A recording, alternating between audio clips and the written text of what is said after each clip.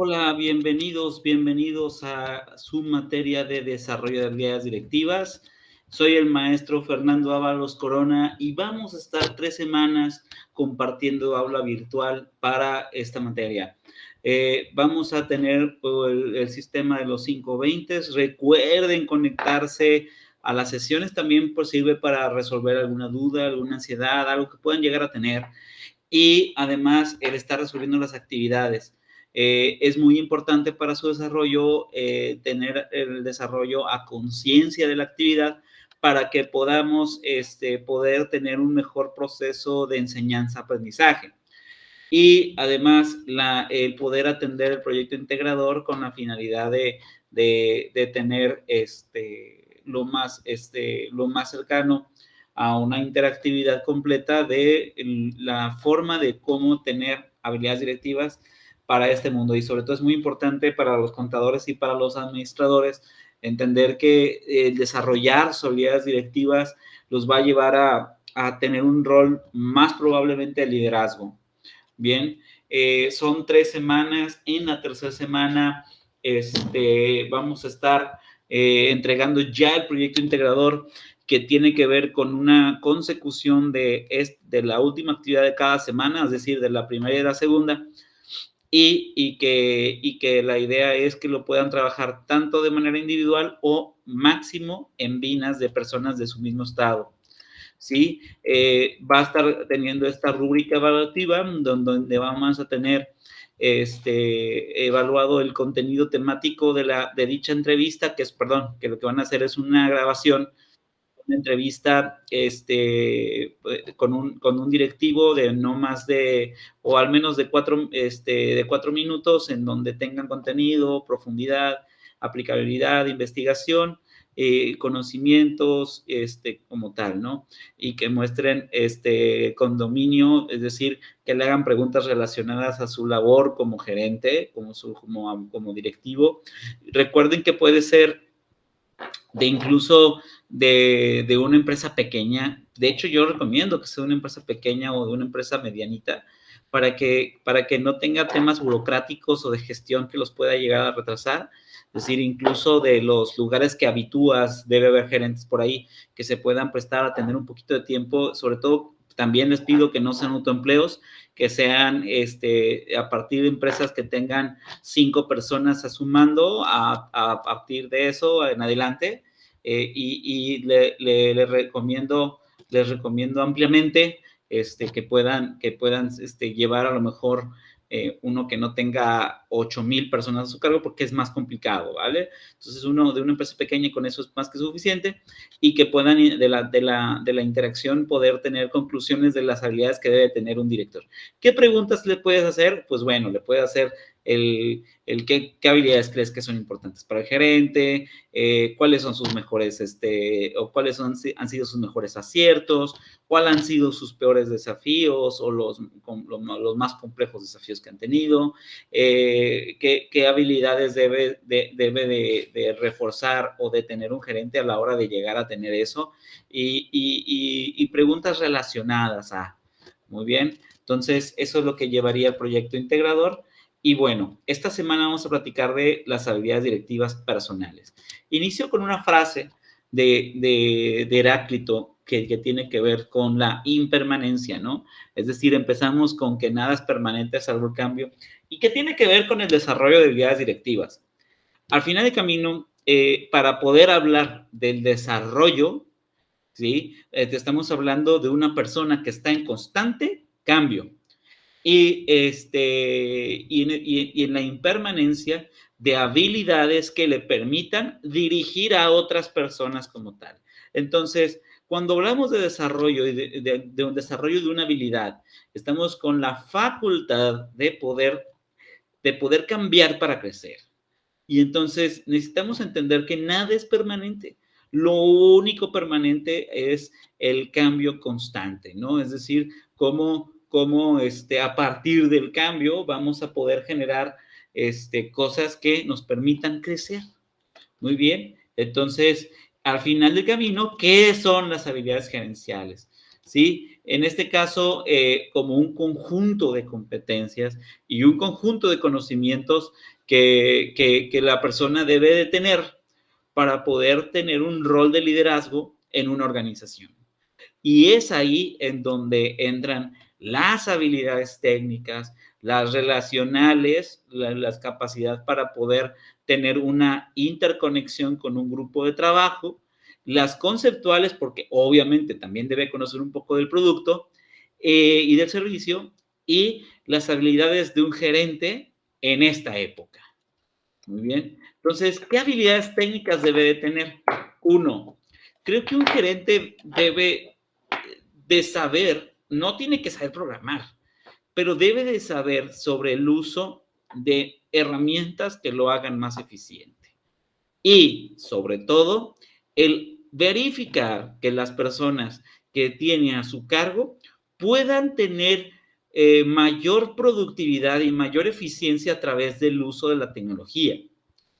Oye, a lo mejor una tarea básica que delegas hacia un grupo de personas, que a lo mejor con la tecnología o con el uso de tecnología te tome, llámese tecnología, no solamente con aparatos, que con aparatos digitales, sino también a lo mejor mecánicos, que con herramientas a lo mejor lo hagas en el desarrollo de 3, 4 horas con dicha herramienta y a lo mejor por una obviedad o por un proceso mal diseñado, a lo mejor la persona está tardando o el grupo de personas está tardando 8, 10, 12 horas. Entonces, ¿qué está generando? Está generando un canal de ineficiencia.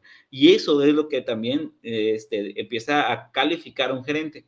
Entonces, el gerente debe saber cómo delegar y cómo enseñar para que su grupo de trabajo tenga una integración tecnológica y a su vez el gerente tener la integración tecnológica consigo. Muy bien, y aparte de eso, y fue comentado un poquito en el ejemplo anterior, tiene que ver con manejo de procesos. Un buen gerente o un buen director debe entender que su grupo de trabajo se dicta por procesos y por actividades. Si puedes combinar la tecnología, pero también la eficiencia de los procesos y de las actividades, puedes llegar a tener un grupo de trabajo fluido que genere sinergia. Caso contrario, no lo pudiera generar.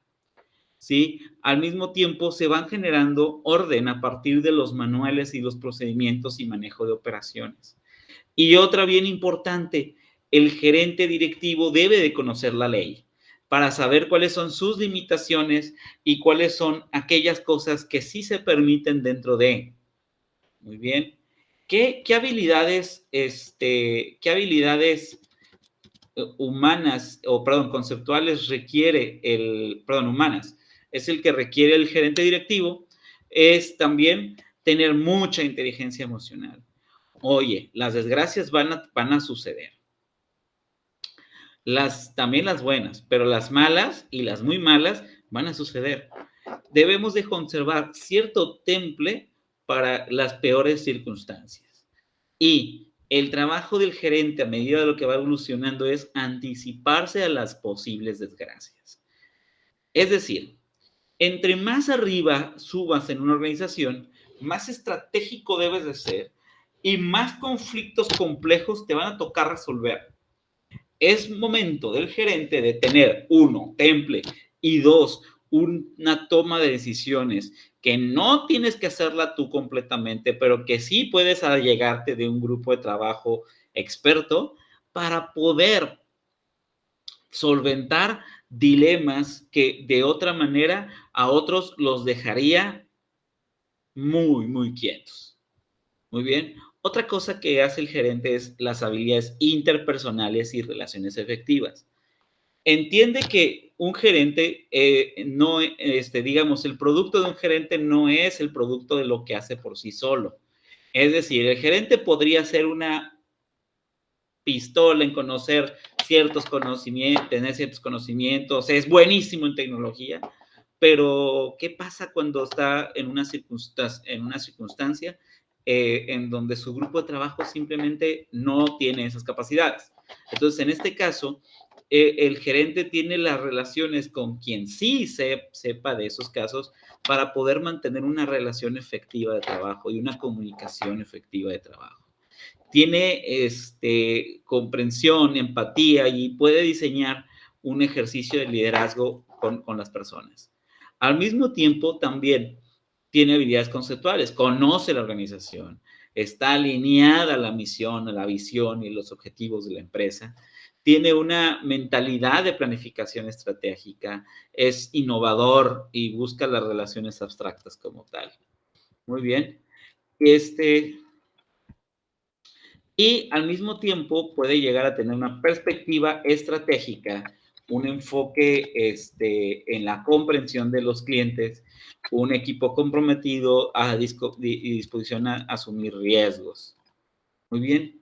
¿Qué habilidades como tal puede tener un director? Pues bueno, ya hemos comentado que toma decisiones, liderazgo, en esencia, orientación a los resultados y buen servicio al cliente. ¿Ok? Además de una capacidad de negociación, pensamiento estratégico que permita a la persona voltear a ver a futuro. ¿Ok? Muy bien. Y para eso debe desarrollar el talento. El talento es el conjunto de iniciativas que tienen las empresas para capacitar a los empleados y que permita, dentro de una relación de largo plazo, una formación continua de los individuos. Muy bien. El talento debe desarrollarse con canales de aptitud, es decir, que para esto debe tener el trabajador una actitud, significa que tenga talento para tener la acción, y actitud, que muchas veces se toma como lo más importante, de forma de decir, quiere aprender y quiere cambiar a bien. Muy bien. Y para esto, cuando todas las cosas suceden y se van alineando, normalmente la actitud lleva a la aptitud, ¿sí? Se genera la vocación, esas personas que están preparadas para algo. Y dentro de eso está la dimensión motivacional, es decir, claro que la vocación, una persona con vocación estará motivada, llevará a tener canales de motivación intrínseca suficientes para poder desarrollarse. Muy bien. Y dentro de eso también el desarrollo del talento va sobre la satisfacción laboral y técnicas de aprendizaje. ¿Qué tan rápido aprende el individuo? Dentro del artículo que van a ver dentro de la semana, van a notar un artículo que llama a 4 habilidades directas: liderazgo, comunicación efectiva, negociación y habilidad directiva de venta. Es decir, las empresas están valorando, según el artículo, estas 4 elementos clave en un gerente. Yo incluiría otros tantas, ¿sí? Una de las cosas que están las empresas valorando es la capacidad de adaptación. La segunda es la capacidad de trabajar bajo estrés, bajo circunstancias difíciles, la capacidad de adaptarte y la capacidad de cambiar en algunos momentos de falta de organización, porque las organizaciones son ahora muy complejas. Capacidad de negociación, lo concuerdo completamente. Hay una crisis de liderazgo ahorita bien fuerte en el mundo en general, y creo que el tener un liderazgo efectivo, ser un buen líder, creo que es algo de lo que hace falta. Comunicación efectiva no solamente es el WhatsApp, sino de qué manera estamos transmitiendo la información. Creo que también coincidimos con eso. Tal vez la venta depende de la organización y tal vez tiene que ver con la negociación y el convencimiento. Pero algo de lo que también requiere el gerente ahorita es la empatía. Creo que los canales de empatía están teniendo cierta bronca y por eso los liderazgos no están teniendo tan efectivo. Bien, aquí viene la primera actividad, y la primera actividad es tener una matriz de tipos de liderazgo, de formas de liderar y de poder llegar de Daniel Goleman, y poder generar una matriz de los tipos de habilidades y de la clasificación de las cualidades directivas que debe tener alguien. Muy bien. Entonces, está dentro de las estrategias de enseñanza como tal en el libro, y lo puedes ir checando de manera directa. Otra cosa de lo que se platica como dentro de la habilidad directiva es de la inteligencia emocional. Dentro de la inteligencia emocional hay un tema que atañe no solo a los gerentes, sino prácticamente a todo el mundo. Ahorita, después, esto es un efecto post-pandemia que, bueno, la pandemia sigue, pero que su mayor efecto ya tuvo mucho tiempo de haber pasado, ¿no? Dicen, de hecho, que va a haber un repunte, pero eso es otra historia. Hablamos de dos circunstancias que se han generado a partir de eso, mucha ansiedad y mucho estrés. La ansiedad, que es un tema que está correlacionado, habla de personas que tienen exceso de futuro, es decir, muchos pensamientos, la mayoría de ellos catastróficos, que no le permite al individuo crecer por parálisis, por sobreanálisis. Es decir, si una persona tiene 385 caminos diferentes, va a tardar mucho tiempo para tener una decisión. Así como cuando vas al restaurante y tienes en un menú un menú de 8 cuartillas y terminas decidiéndote por una opción que no estaban dentro de todos tus análisis, al mismo tiempo pasa con la ansiedad cuando tienes tantos futuros disponibles o tantos futuros pensantes y que muchos de ellos ni suceden, pues ¿qué va pasando? La persona no puede planear y es una persona que tiende a no vivir en el presente. Y el estrés es exceso de presente. Es una persona que no puede canalizar lo que le está pasando. Es una persona que siente que está en un momento de reto o en un momento de desafío tan grande que probablemente se siente un poco rebasado. El estrés es un mecanismo totalmente humano, súper necesario para poder afrontar mayores retos. Piénsalo que antes éramos un ser, bueno, somos un ser animal, pero antes estábamos en la naturaleza, vaya, estábamos ante desafíos, por ejemplo, no sé, era matar o morir, ¿no? Entonces, el estrés nos daba un poquito de cortisol, un poquito de adrenalina y nos empujaba a hacer cosas que nos convertían en un superhumano. Pero ¿qué pasa en esta época en donde el estrés laboral no tiene que ver directamente con un peligro físico, sino con un peligro mental y muchas veces autogestionado? Es decir, un trabajo cada vez más exigente, que no considera el aspecto, los límites humanos, a lo mejor que quieren que te conviertas en una pseudo máquina. Entonces, va generando en el individuo algún daño permanente por señales de alarma. Es decir, si todo el tiempo estás apresurado, de decir, oye, tienes que hacer este informe, tienes que hacer este reporte, tienes que hacer esta cosa, y entonces probablemente estás en una señal de adrenalina, de cortisol, que en dosis pequeñas está bien, en dosis pequeñas eventualmente está bien, pero cuando es crónico puede llegar a tener muchos problemas, muchas reacciones físicas, inclusive enfermedades. Entonces es súper importante entender que el estrés se acumula y el estrés puede liberarse. Es decir, entender las fuentes del estrés te puede llevar incluso a sanar tu vida. Muy bien, entonces, por ejemplo, existe circunstancias físicas con el estrés. Usualmente el corazón, al tener un momento de adrenalina, el corazón tiende a ser más rápido, latir más rápido, le sube la presión a la sangre, la digestión es más lenta, se suda y se agrandan las pupilas. Pero la cosa es que hay dos fuentes de estrés y una de ellas puede ser física o un estrés por desorden mental, otro estrés por acumulación física.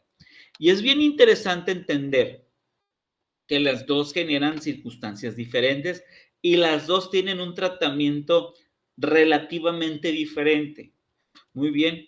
Por ejemplo, si es un estrés derivado del desorden que vas teniendo, emocional, psicológico, mental, que podemos llegar a tener por exceso de eventos, lo más aconsejable, y esto desde la postura que hemos aprendido a lo largo de la historia, con la meditación, Es decir, encontrar una buena meditación, encontrar un momento de alinearte, encontrar un momento de entender el momento en el que estás pasando y de reflexión es indispensable. Pero ojo, esto solo funciona si tu estrés es originado y causado por una desalineación de tu entorno presente.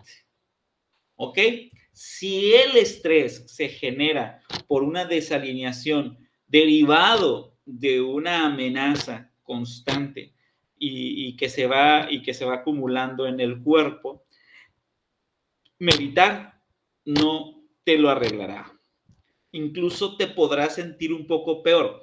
No sé si te ha pasado o has estado en esa situación de que meditas y que lejos de quitarte el estrés, aún sientes más pesadez en el cuerpo.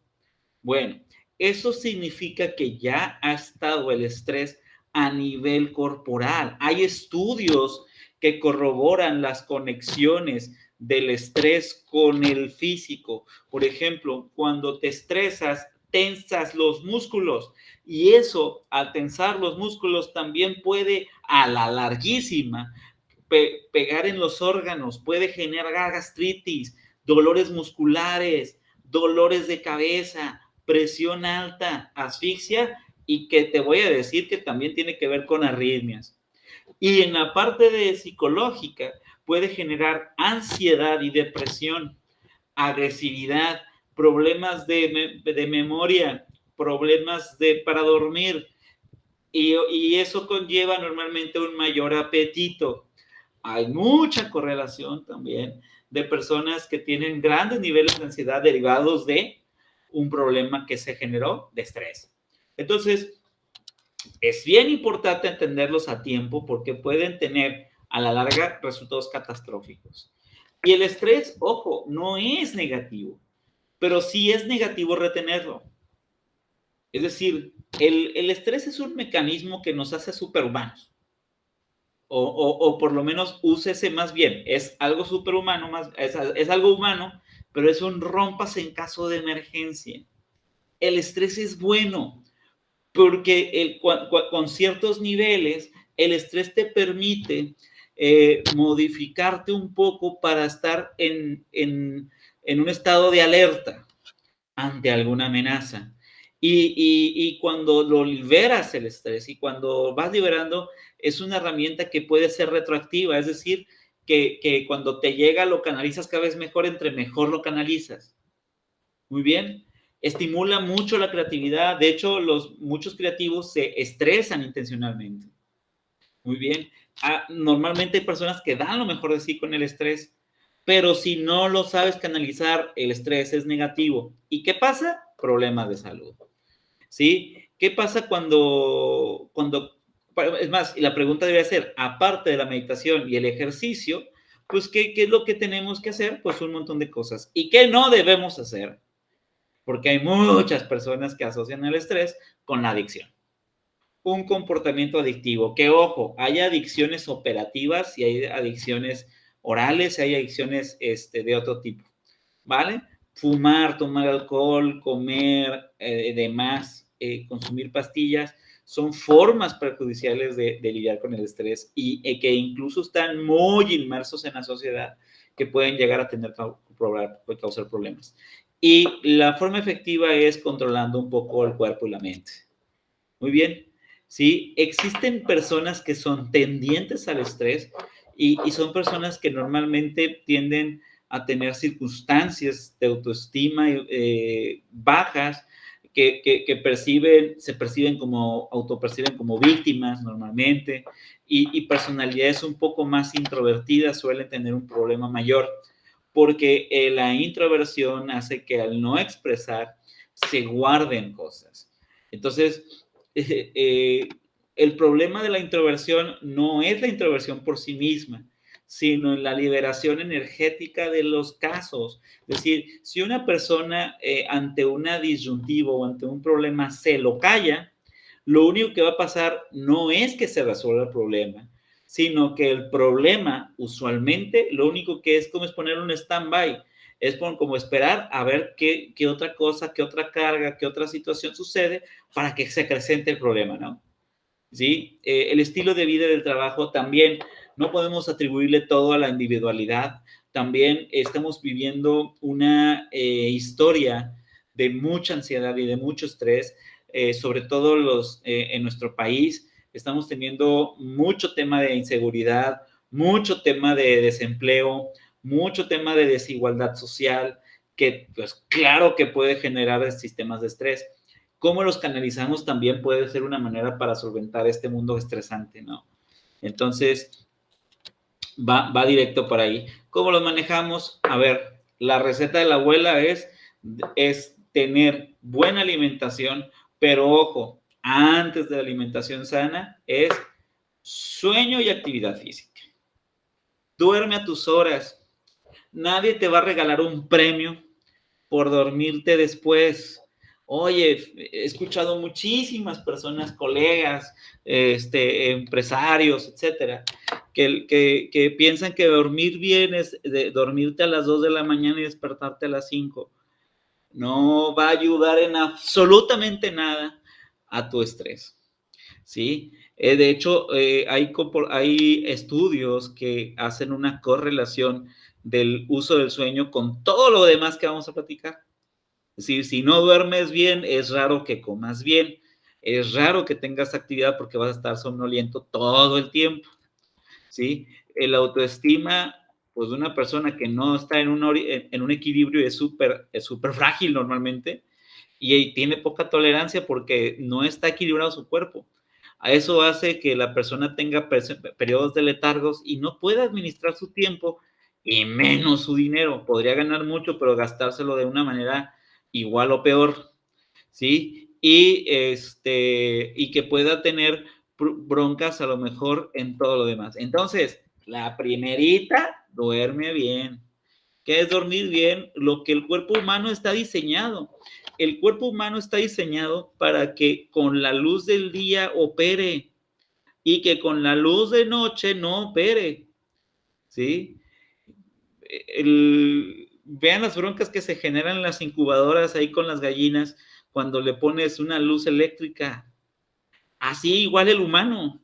No está diseñado para la luz eléctrica, que claro, también dormirte a las 8:30 no es productivo para muchos, ¿no? Podemos poner un intermedio, 10 de la noche. 10 de la noche, si le calculas bien, 10 de la noche, 6 de la mañana es una buena hora. Es decir, de 10 de la noche a las 6 de la mañana, 10:30 de la noche, 5:30 de la mañana, cuando eres muy adulto y ya no puedes dormir las 8 horas, adelante. Muy bien. Alimentación sana es un tema de nutrición, pero te ayudará mucho a tener un buen sueño. Por cierto, otras recomendaciones de inversiones, compra un buen colchón, puede ser tu mejor aliado. Y una buena almohada si duermes con almohada. Muy bien, alimentación sana, pues creo que hemos escuchado la receta de la abuela, aunque los nutriólogos hablarán mejor por nosotros de eso. Muy bien, las comidas sanas, el equilibrio entre las comidas, nada en exceso, cuidar las adicciones, etc.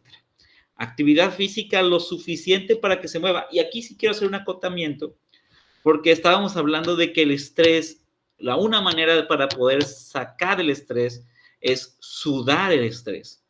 Muchas veces el 70% de las ocasiones del estrés se suda y es súper importante tenerlo en la mente.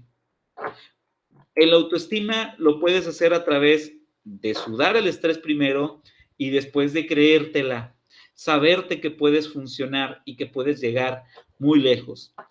La tolerancia la puedes ir trabajando. Si haces los dos anteriores, créeme que llegará a trabajarse. Pero si tienes un caso en donde de plano no estás siendo tolerante, habrá que hacer una revisión psicológica si tienes un evento que te ha generado poca tolerancia o si las circunstancias de vida son un poco desagradables para ti, que a lo mejor estés teniendo una tendencia a la depresión o a la ansiedad, ¿no? Entonces hay que checar eso. La administración del tiempo habla un poquito de la manera de organizarnos. Creo que si hacemos lo anterior, ya estamos organizándonos. Y al mismo tiempo, hacerte consciente de tu tiempo normalmente hace que te hagas consciente de tu dinero. Y es que muchas personas no saben que parte de los orígenes de la pobreza extrema al menos, es el mal manejo de los recursos. Es decir, estamos hablando de una sociedad que no es pobre, porque ¿qué quiere? Había una sociedad que tiene unas injusticias terribles, ¿no? Y que tienen una condición de desventaja económica brutal. Pero justamente esa condición de desventaja brutal hace que no se preparen en temas financieros, que no duerman bien, que no coman bien y que tengan problemas de estabilidad. Y eso hace que no tengan administración del dinero tampoco. Es decir, si el poco recurso que llega se puede destinar de una manera sabia, no te hablo de riquezas, pero no te hablo de extrema pobreza.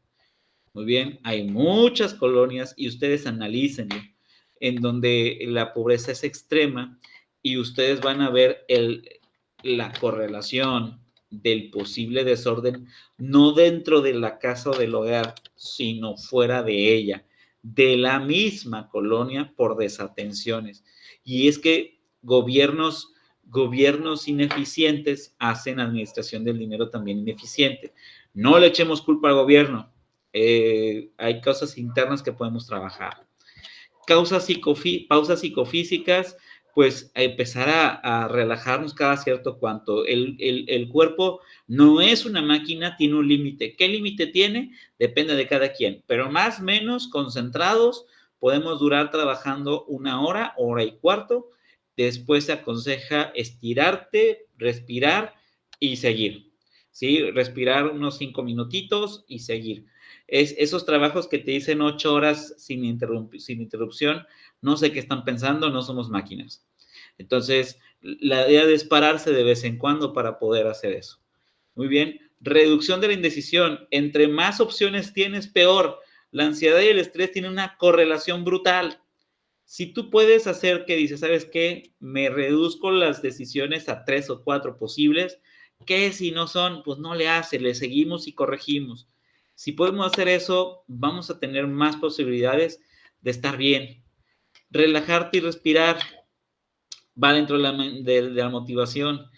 Tómate un poquito más de la vida. A veces y fíjate que lo he llegado a ver, sobre todo en muchos estudiantes y personas que son recién egresadas, que hablan del término a la ligera de profesional. ¿Sí? Es decir, el término profesional lo atañen a una persona seria, una persona que no tiene prohibido reír, tiene prohibido expresarse, tener personalidad, y no hay nada más lejos de ser profesional con eso. Ser profesional implica llevarlo a tu estilo de vida, implica que tus recomendaciones sean profundas y que tengas investigación, pero claro que puedes tener sentido del humor, imaginación y creatividad. La creatividad y el sentido del humor fortalecen la profesionalización. Si tú eres posible contador, futuro ingeniero, de la profesión que me digas, yo sé que son contadores, pero para los demás, si tu profesión y tú tienes mucho humor, no te sientas mal. Conozco profesionales que son buenísimos en su rama y que tienen muy buen sentido del humor. Claro que se llevan a la conexión. Y entre más te relajes a la hora de hacer, es decir, no se puede perder profesionalismo con tu humor. Es más, yo de manera personal he llevado muchos trabajos al siguiente nivel con un poco de imaginación y de risa y de humor. Date la oportunidad de que se integre a ti la profesionalización. Muy bien. El espíritu. Tal vez tú creas en cierta religión o no la tengas, pero ayuda mucho a las personas que creen en algo, bien sean agnósticos, católicos, budistas, islamistas, la religión que tú quieras, ¿sí? Testigos de Jehová.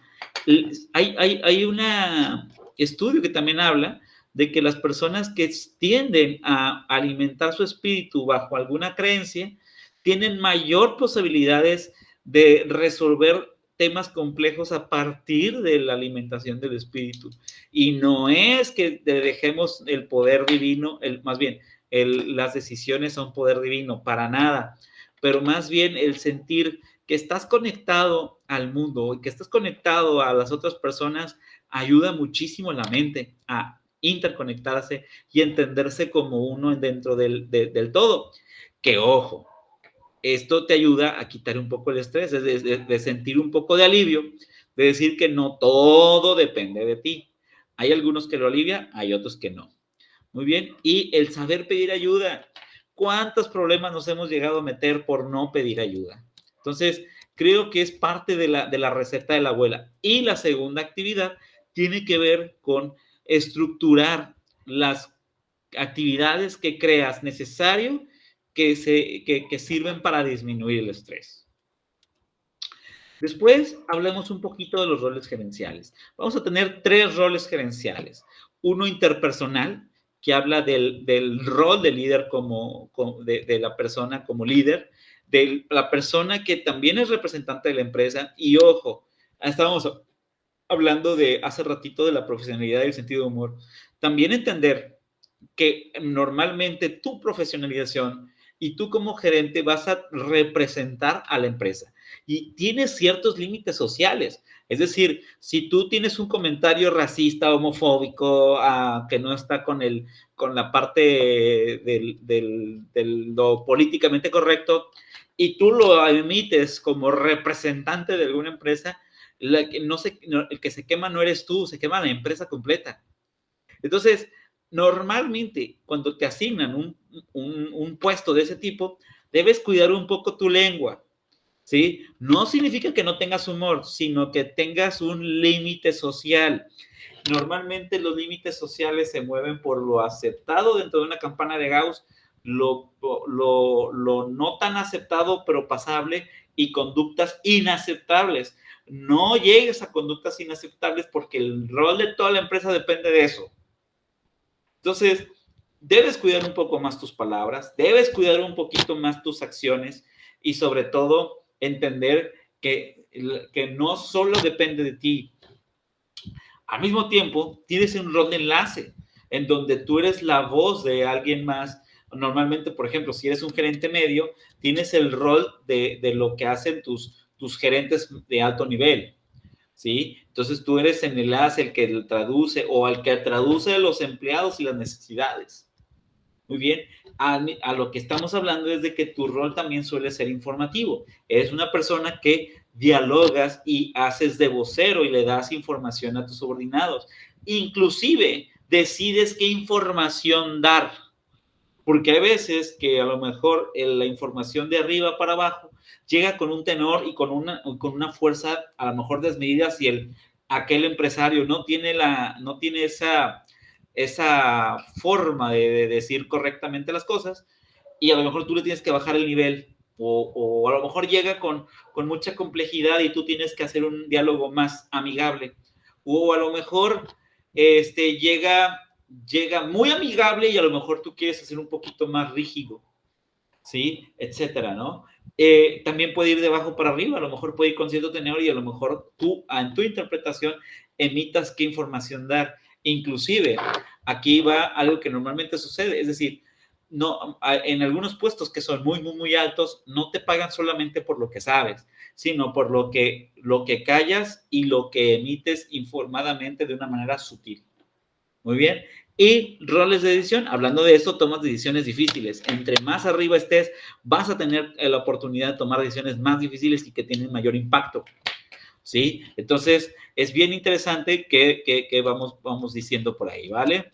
Entonces, hay diferentes tipos de gerentes. Los gerentes de primera línea son los que están en la línea de acción, en la operación. Normalmente, entre más arriba en el organigrama, somos más estratégicos, es decir, pensamos más a futuro. Les pagan por pensar a futuro y ser ajedrecistas, ¿no? En primera línea son los que dan órdenes directas. Yo recomiendo ahí un liderazgo autocrático, es decir, el haz esto otro, muy operativo. Gerentes medios, yo ya recomiendo más una democracia, vas a gerenciar operarios, entonces ya tu visión tendría que ser un poco más holística, más completa, y el gerente de alto nivel es una persona que tiene todavía el panorama aún más completo y tiene que ser aún más estratégico. Muy bien. Para esto, pues bueno, entre más arriba estés, más líder eres, entonces tienes que tener esa visión estratégica y esta forma de poder llevar un grupo de trabajo como tal. Y hay unas recomendaciones, es decir, honra la individualidad, no el individualismo, confía en las personas, agrégales valor, busca la mejor versión de sí mismos, felicita en público y corrige en privado, como unas tantas, ¿no? Dentro de tus cualidades de líder se parecen y se atañen un poquito a las habilidades gerenciales que estuvimos repasando en la primera parte y recomendar ser un poco más líder que jefe, aunque, ojo, y aquí es algo diferenciado, ser jefe también es necesario. Así como el estrés bueno y el estrés malo sirven, de alguna manera también el jefe también sirve. Hay momentos en donde se pide que el líder se convierta en jefe. Y el mejor líder es aquel que puede brincar sin que se vean dos personalidades diferentes entre una y otra. Es un consejero, inspira confianza, sí, se preocupa por las personas, pero además, cuando las cosas no están sucediendo bien, sabe poner límites, exige autoridad y se preocupa por las cosas para que todo salga excelente. Es un perfeccionista. Claro que es súper desgastante ser líder y jefe al mismo tiempo, pero la organización tomará mejores dividendos. Yo ahí aconsejo que el líder tome acciones fuertes para reducir su estrés y su ansiedad. Muy bien, hay diferentes tipos de líderes, es lo que estamos platicando: autócrata, democrático, liberal, emocional, laissez-faire, ¿sí? El autócrata es el que toma todas las decisiones, el democrático es el que las pregunta, el liberal es el que deja, el laissez-faire y liberal es el que los deja hacer demasiado, y el emocional es el que se va y se atañe directamente a las emociones de los individuos. Muy bien, y no está peleada la administración con el liderazgo y la contabilidad tampoco. Es decir, puedes ser un buen líder y enfocarte en los procesos y en el control de los objetivos. Para ello, y por último, vamos a platicar de la última actividad. Esta última actividad es investigar de una empresa que te da acceso. Recuerda que la actividad puede ser de manera individual o hasta dos personas de la misma entidad, ¿sí? De tu salón. Y lo único que buscamos en esta actividad 3 es que puedas tener la guía de preguntas y que puedas entrevistar a un gerente con unas cuantas preguntas, con una entrevista de no más de no menos de 4 minutos, ¿sí? Y que le puedas preguntar ahorita si por efectos de tiempo y por lo que queda, la idea es con que me nombres a quién vas a entrevistar, o que ya tengas, por ejemplo, la cita. Con eso lo damos por bueno, nada más lo dejas en escrito dentro de la actividad, porque te daría otra semana y la otra para poderle poner esquemas, ¿vale? Entonces, ahorita con que me consigas con quién te vas a platicar, puede ser de empresa chiquita, puede ser de empresa mediana. No recomiendo que sea empresa grande, pero si es de empresa grande, qué buenísima idea, qué bueno que tienes esas conexiones, ¿sí? Pero la idea es que puedes platicar con un gerente de esos, ¿sí? Que si es gerente de alto nivel, mejor, ¿sí? Sí, pero ahora sí, lo que podamos encontrar. Muy bien, siempre tenemos una familia, alguien que tenga un puesto gerencial. Muy bien, y entonces revisa eso. Eso es lo que quedaría como la actividad 3 de esta semana. Muy bien, chicos, les agradezco los minutos que habéis tomado de este video. Si llegaste hasta aquí, por favor, házmelo saber. ¿Cómo? Poniéndome por WhatsApp personal un color, el que tú quieras. Di la palabra rojo, azul, morado, que tú quieras. Con eso yo ya sabré que llegaste hasta aquí. Muchas gracias. Hasta pronto.